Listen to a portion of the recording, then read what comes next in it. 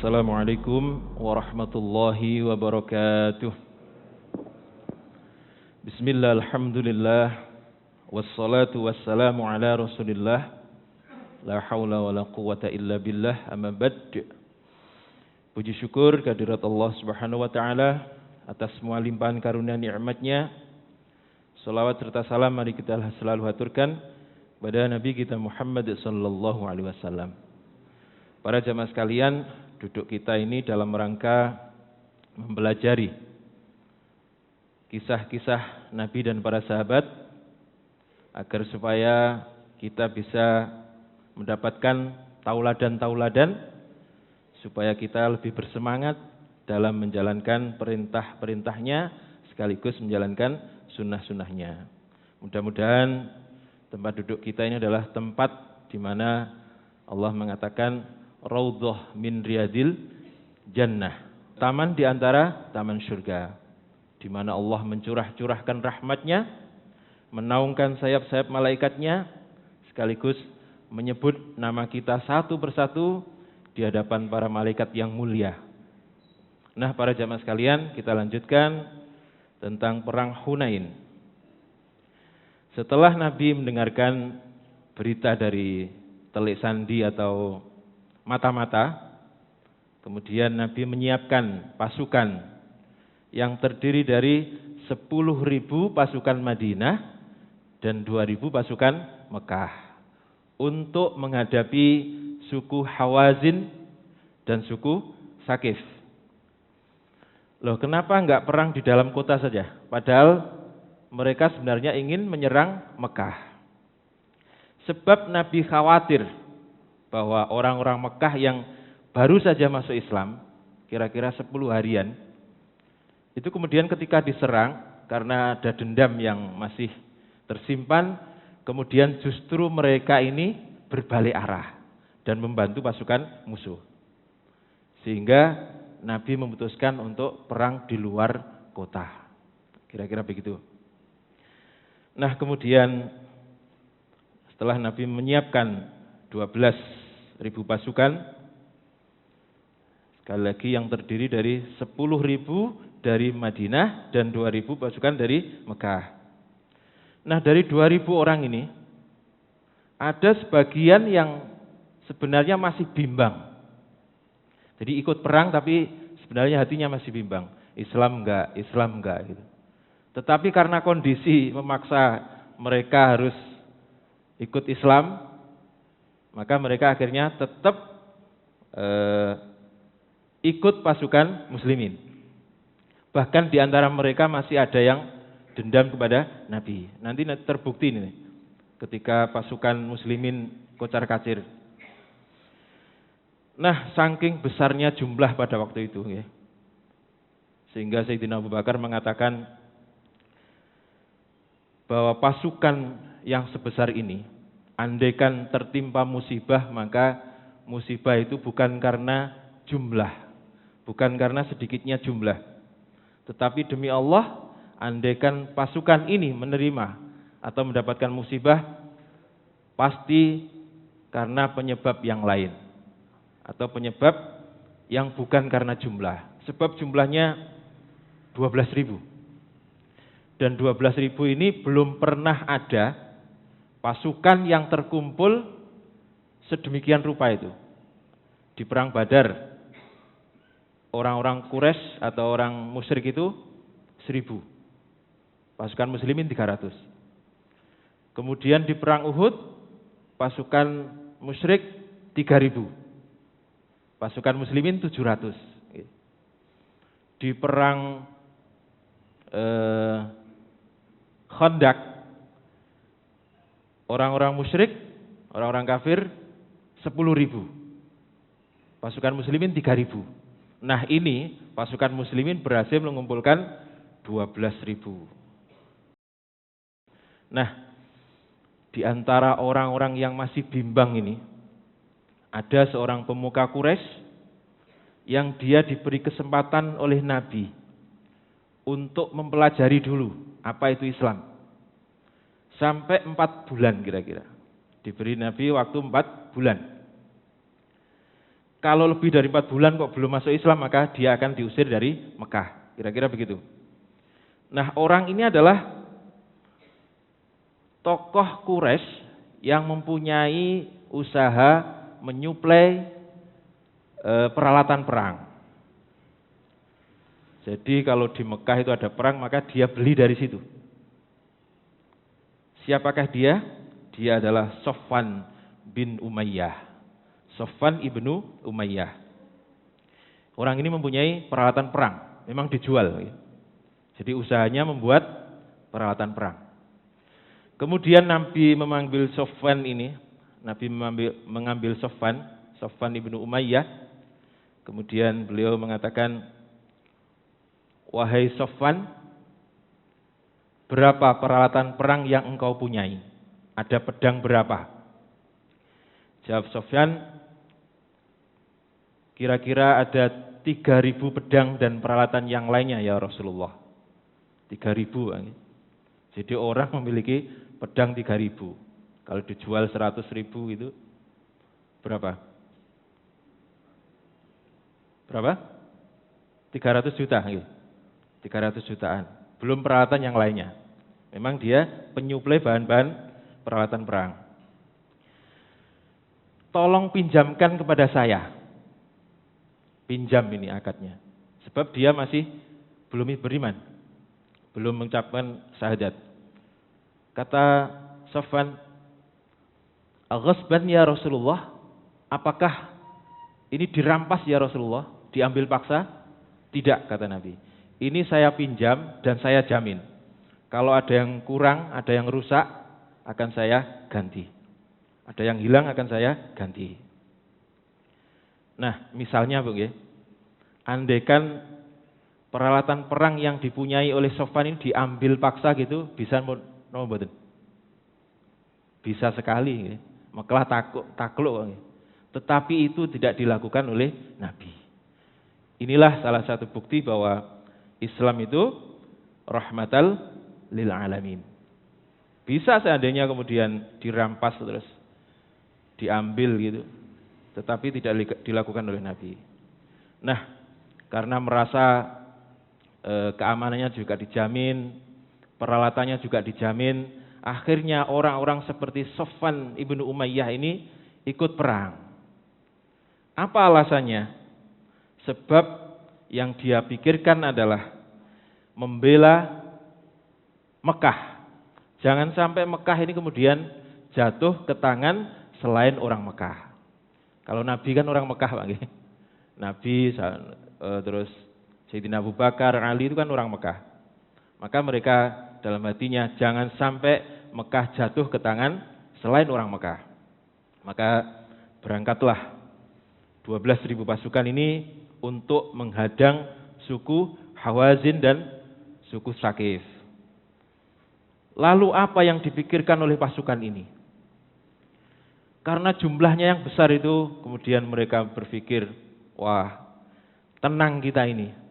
Jumlah kita banyak. Dan di sana ada Khalid bin Walid, ada Zubair bin Awam, ada Talhah bin Ubaidillah. Ini semuanya adalah pendekar-pendekar Islam. Ada Abu Baidah bin Jarrah, ada Ali, Sayyidina Ali, ada Sayyidina Umar, Sayyidina Abu Bakar dan seterusnya. Wah, pasti kita menang. Tenang saja. Itu yang dipikirkan oleh mereka. Jadi kepedean. Karena kepedean inilah kemudian jalannya juga pelan-pelan, santai gitu ya. Padahal salah satu strategi perang itu adalah kalau bisa mendahului musuh di tempat perang. Untuk apa? Supaya bisa mengatur strategi sampai nanti di sebelah sana dan seterusnya. Tetapi ini justru santai-santai sebab jumlahnya besar.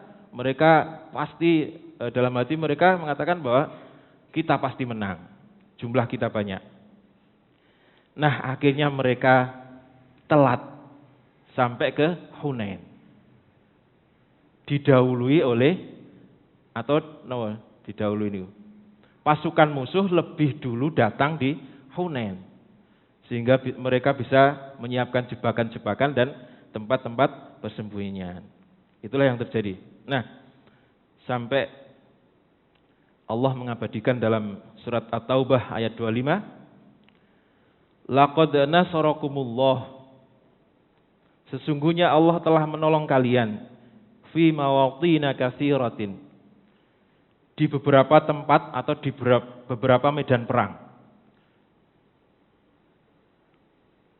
Wa yauma Hunaini, dan ingatlah di perang Hunain ini, idza a'jabatkum kasratukum, ketika kalian semua itu membanggakan diri karena jumlah kalian banyak. Falam tughni ankum syai'a, maka jumlah yang banyak itu tidak bisa memberi manfaat sedikit pun. Wa dhaqat 'alaikumul ardu bima rahubat, dan bumi yang luas itu terasa sangat sempit. Tsumma wallaitum mudbirin, kemudian kalian lari ke belakang dengan cara bercerai-berai. Inilah yang terjadi pada perang Hunain.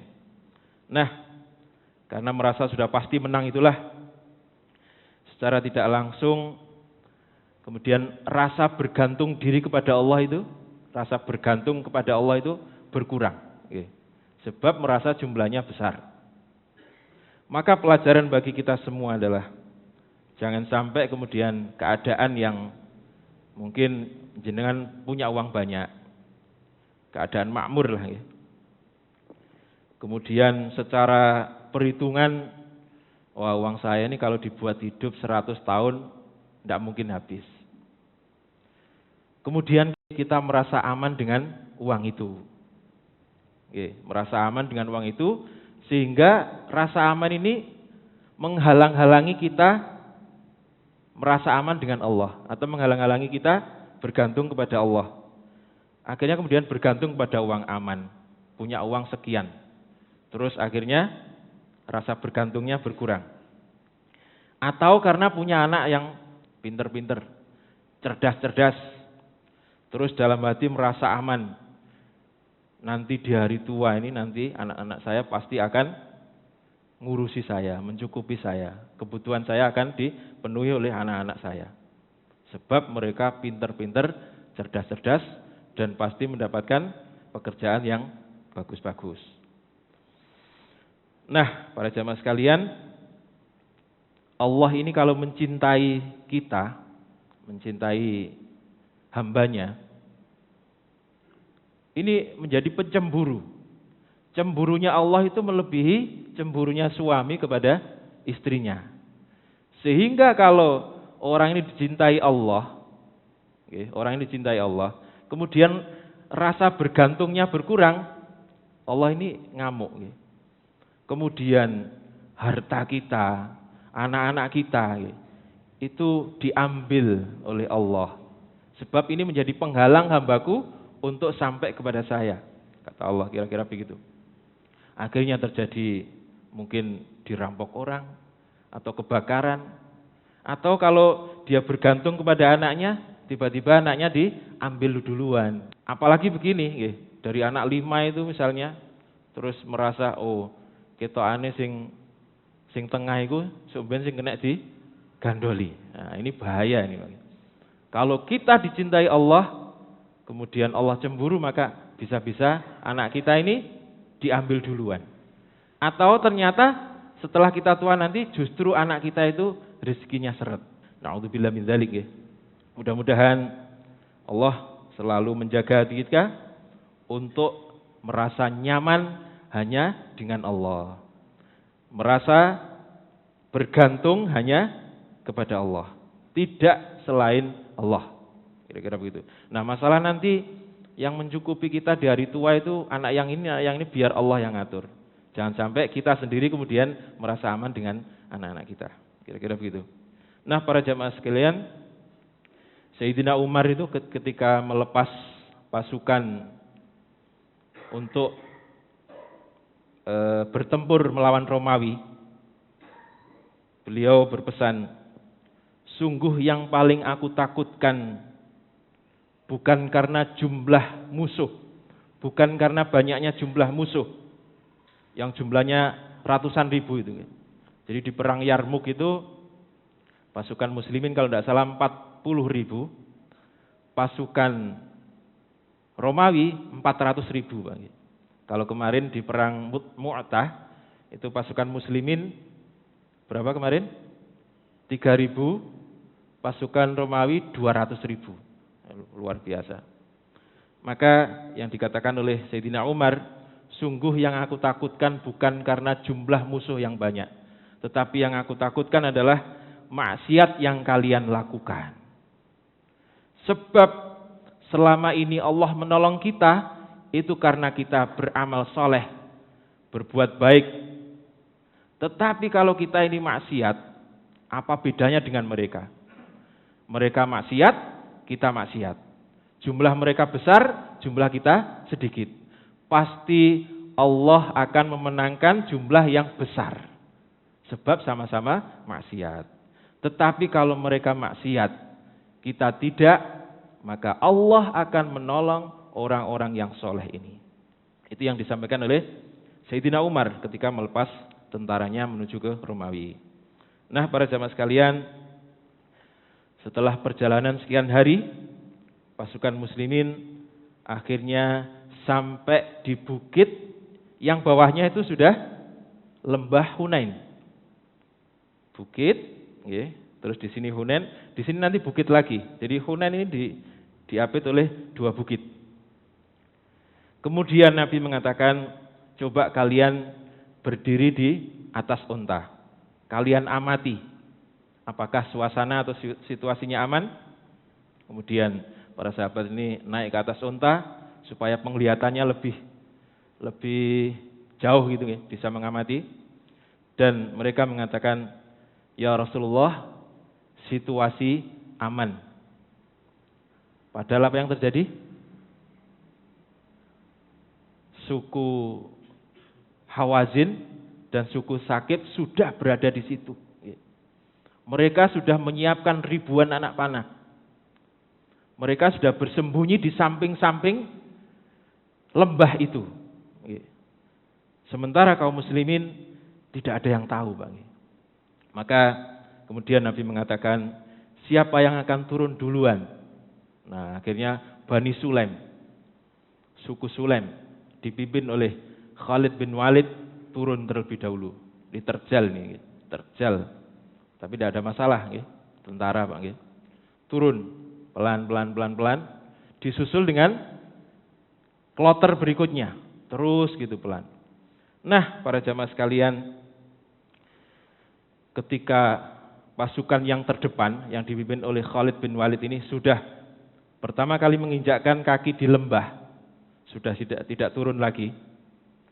Kemudian pasukan yang terakhir juga sudah mulai turun, lereng. Kemudian subhanallah, di saat itulah pasukan Hawazin dan Sakif kemudian keluar dan secara cepat, sangat cepat menghujani kaum muslimin dengan ribuan anak panah. Masya Allah. Merinding, Bang. Menghujani pasukan muslimin dengan anak panah. Mereka belum siap sama sekali untuk perang.